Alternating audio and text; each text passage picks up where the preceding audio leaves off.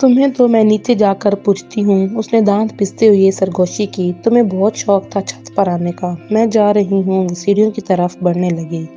آپ جائیں گی تو میں شور مچا دوں گا، وہ اپنی ہنسی ضبط کرتے ہوئے سنجیدگی سے بولا۔ شور مچا دیں گے؟ نسرین خود کو سنبھالتے ہوئے حیرت سے بولی۔ تو اور کیا، عزت صرف خواتین کی ہی نہیں ہماری بھی ہوتی ہے، اور آپ نے میرا پیچھا کیا ہے۔ استغفر اللہ، وہ بولی۔ کیا آپ مجھ سے شادی کریں گی؟ اس نے ایک دم سوال کا گولا داغ دیا۔ کیا شادی؟ وہ سنجیدہ ہو گیا۔ نرگس کا ہنسی کے مارے برا حال ہو رہا تھا، پھر وہ بھاگتی ہوئی سیڑھیاں اتر گئی۔ آپ نے جواب نہیں دیا، وہ بولا۔ ایسے تھوڑی ہوتا ہے، اس نے کہا۔ تو پھر کیسے ہوتا ہے؟ کیا میں آپ کو پسند نہیں یا میرا نام دکیہ نوسی ہے؟ میں نے تو ایسا نہیں کہا۔ یعنی آپ یہ رشتہ قبول کرتی ہیں؟ جی نہیں۔ اسی لمحے نرگس اور اس کی سہیلیوں نے دعویٰ بول دیا۔ مبارک ہو تم کو، یہ شادی تمہاری ہے۔ سب مل کر گیت گانے لگیں۔ چھت پر ایک سماں بن گیا تھا۔ تو یہ سب آپ اور نرگس کی ملی بھگت تھی؟ وہ اشرف سے مخاطب ہوئی۔ ہاں، اور کوئی طریقہ واردات سمجھ میں آ ہی نہیں رہا تھا، وہ بولا۔ چنانچہ نرگس سے ہی کہنا پڑا۔ دوسری لڑکیاں مسکراتی نظروں سے انہیں دیکھ رہی تھیں۔ یہ سب نرگس اور نسرین کی مشترکہ سہیلیاں تھیں۔ آپ مجھے بھی اچھے لگے، مگر میں بھی پڑھ رہی ہوں، وہ پر اعتماد لہجے میں بولی۔ تاہم شادی کے لیے آپ کو میرے والدین سے بات کرنی ہوگی۔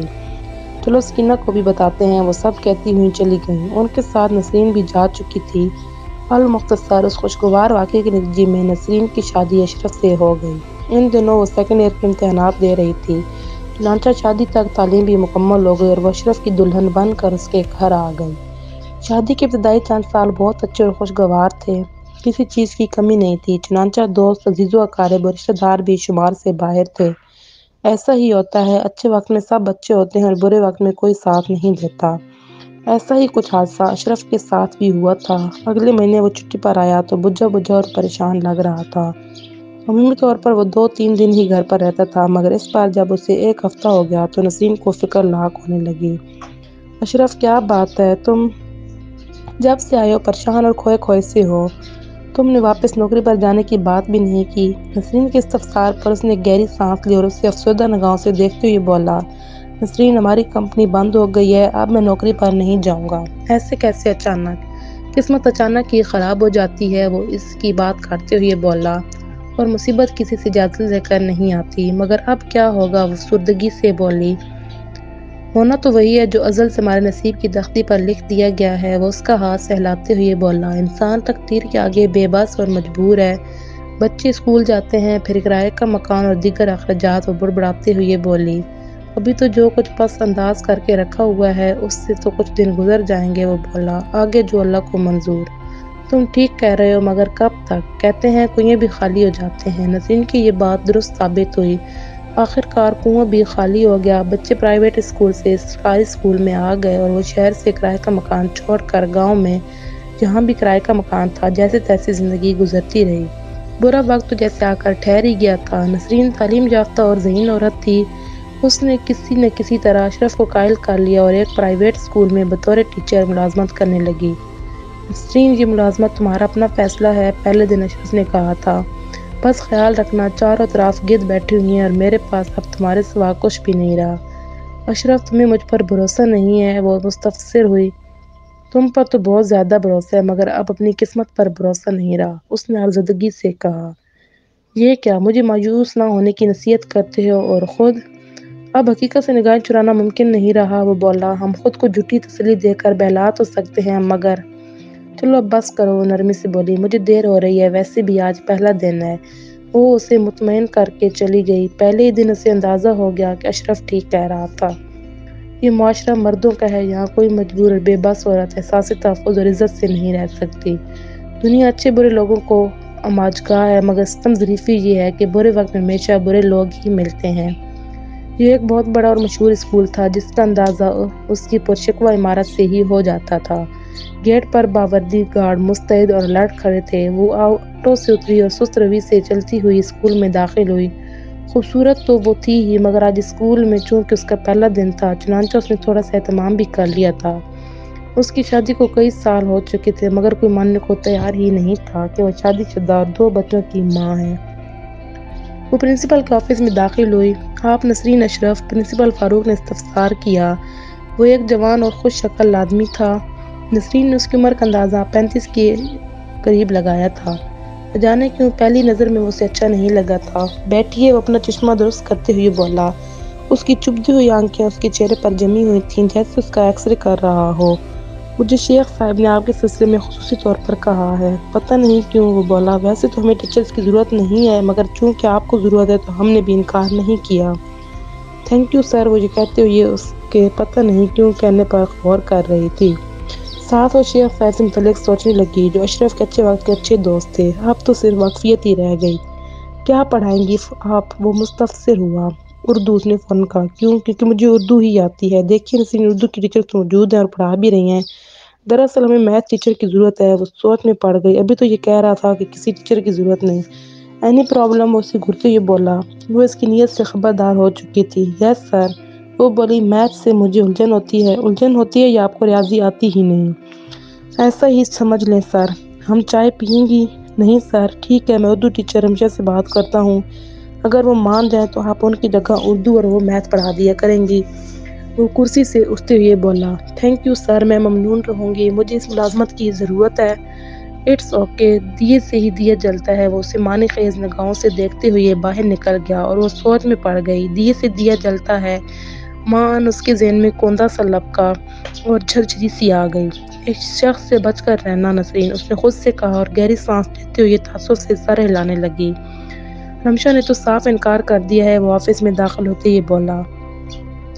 میں اس سے یہاں آفس میں بھی بات کر سکتا تھا، مگر میں آپ کی وجہ سے اس سے علیحدگی میں بات کی ہے۔ پتہ نہیں کیوں اب اسے اندازہ ہو گیا کہ پتہ نہیں کیوں، شاید اس کا تقیہ کلام ہے۔ پھر سر، وہ پریشان ہو گئی۔ ارے پلیز پریشان مت ہوں، آپ اتنی خوبصورت، چہرے پر پریشانی اچھی نہیں لگتی۔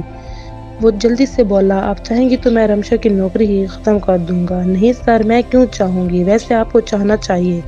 اس کا جملہ زو میں نہیں تھا۔ میں سمجھی نہیں سر۔ کچھ نہیں، چائے لیجیے، وہ اس کے سامنے کپ رکھتے ہوئے بولا جو ابھی ابھی لڑکا رکھ کے گیا۔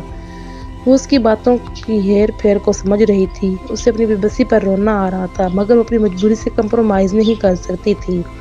دیکھیے میم، میرے اسکول کے اصول کافی سخت ہیں، وہ دوبارہ بولا۔ ایک تو ماسک کی پابندی ضروری ہے کیونکہ کورونا چل رہا ہے۔ دوسرا، بھلے آپ پر میک اپ بہت جچتا ہے، مگر اس سے بچوں پر اثر پڑتا ہے اور بڑوں پر بھی۔ بڑوں پر بھی؟ میرا مطلب ہے سب دیکھتے ہیں نا، وہ فوراً بدلتے ہوئے بولا۔ جہاں تک میرا خیال ہے تم ایک انتہائی گھٹیا اور کمینے انسان ہو، وہ اٹھتے ہوئے بولی۔ میں ایسی جاب پر لعنت بھیجتی ہوں۔ یوں ہی اس کی نوکری کا پہلا اور آخری دن ثابت ہوا۔ اس کے بعد اس نے کہیں پر بھی نوکری کرنے کی کوشش نہیں کی۔ اشرف نے بہت جگہوں پر کام کیا، مگر اس کا مقدر تو جیسے کہیں سو ہی گیا تھا۔ بے روزگاری اور مسلسل پریشانی نے اسے کئی امراض میں مبتلا کر دیا تھا۔ اب وہ اشرف نہیں بلکہ ایک مزدور تھا جسے لوگ شرفو کے نام سے جانتے تھے۔ اگر جیب میں پیسہ نہ ہو تو کوئی سیدھا نام لے کر بھی آواز نہیں دیتا۔ دوست اور رشتہ دار قصہ پارینہ بن گئے۔ دوست، احباب اور خون کے رشتوں نے اسے یکسر فراموش کر دیا تھا۔ وہ جب بھی نسرین کو پریشان دیکھتا اس کے پاس جا کر بیٹھ جاتا۔ نسرین، میں تم سے شرمندہ ہوں کہ تم جس زندگی کے لائق تھی میں وہ تمہیں نہیں دے پایا، وہ کہتا۔ وہ اسے ہمدردانہ نگاہوں سے دیکھتے ہوئے کہتی۔ مجھے اپنی فکر نہیں ہے اشرف، میں تمہارے بارے میں سوچ کر کرتی رہتی ہوں۔ جس شخص نے عروج دیکھا ہو اس کے لیے زوال بہت اذیت ناک ہوتا ہے۔ تم ٹھیک کہہ رہی ہو، بولا۔ اسی لیے تو وقت سے پہلے بوڑھا ہو گیا ہوں۔ وہ اسے حسرت ناک نگاہوں سے دیکھتے ہوئے بولی۔ اشرف، یہ عارضی پڑاؤ ہے، مختصر زندگی ہے۔ ہمارا رب ان تکلیفوں کا اجر ہمیں یہاں نہیں تو وہاں ضرور دے گا۔ نسرین کی باتیں اس کے متزلزل حوصلے کو مہمیز دیتی تھیں، مگر وہ اندر سے ٹوٹ چکا تھا۔ بچوں کے مرجھائے چہرے اور شکایت آمیز آنکھوں کا سامنا اس کے بس کی بات نہیں تھی۔ جوں جوں عید کا دن قریب آ رہا تھا اس کا خون سوکھتا چلا جا رہا تھا۔ اس بار عین عید کے ایک دو دن آگے پیچھے مکان کا کرایہ اور بجلی کا بل بھی ادا کرنا تھا۔ طرح طرح کے وسوسوں میں گھرا اشرف خواب خرگوش کے مزے لیتے ہوئے لوگوں کو جگانے کے لیے نکل پڑا۔ جاگو، اللہ رحمتیں لٹا رہا ہے، لوٹ لو، اس نے بآواز بلند کہا۔ کچھ ہی دیر بعد مختلف گھروں میں روشنیاں ہونے لگیں، لوگ جاگنے لگے تھے۔ جاگو جاگو، وہ یہی صدائیں لگاتا ہوا بازاروں میں گھومتا رہا۔ ماں نے ایک دروازہ کھولا اور کسی نے اسے آہستگی سے پکارا۔ او بھائی، ادھر آؤ! یہ ایک نسوانی آواز تھی۔ کچھ ہی دیر میں وہ اس دروازے پر پہنچ گیا۔ وہ ایک عورت تھی، اس کے چہرے پر نقاب اور ایک ہاتھ میں کافی بڑا شاپر تھا۔ یہ رکھ لو، اس میں کچھ سودا سلف اور کپڑے ہیں، اور یہ بھی۔ وہ اپنے ہاتھ میں پکڑے ہوئے ہزار ہزار کے چند نوٹ اس کی طرف بڑھاتے ہوئے بولی۔ خیال رکھنا کسی کو کانوں کان خبر نہ ہو، وہ دھیمے لہجے میں بولی اور دروازہ بند کر کے غائب ہو گئی۔ اوکھا بکا اسے دیکھتا رہ گیا۔ پرسوں عید تھی اور پورے رمضان میں کسی نے اسے پوچھا تک نہیں تھا وہ کسی کے احسان کا بوجھ اٹھائے۔ اذان فجر سے پہلے گھر پہنچ گیا۔ نسرین اور بچے سو رہے تھے، وہ بھی بستر میں گھس گیا۔ سودا سلف اس نے اپنی چارپائی کے نیچے رکھ دیا۔ کچھ دیر بعد اسے نسرین کے جاگنے اور وضو کرنے کی آوازیں سنائی دینے لگیں۔ اس دوران وہ گہری نیند سو گیا تھا۔ دوسرے دن بھی اسے بھاگ دوڑ میں خیال نہیں رہا تھا کہ نسرین کو سودا سلف اور پیسوں کی بابت آگاہ کر دے۔ تاہم وہ اس خیال سے مطمئن تھا کہ اس نے سودا سلف دیکھ لیا ہوگا۔ اس رات بھی وہ فجر سے پہلے آیا اور بستر میں گھس گیا۔ صبح ہوئی تو لوگ عید کی تیاری میں مشغول ہو گئے۔ خلاف توقع نسرین بھی شیر خورمہ بنانے کے بعد اب گوشت بنا رہی تھی۔ بچے نہا دھو کر تیار تھے۔ انہوں نے کپڑے اور جوتے پرانے ہی پہن لیے تھے، تاہم ان کے ہاتھوں میں 100 کے نوٹ دیکھ کر اسے قدرے طمانینت ہوئی جاری ہے۔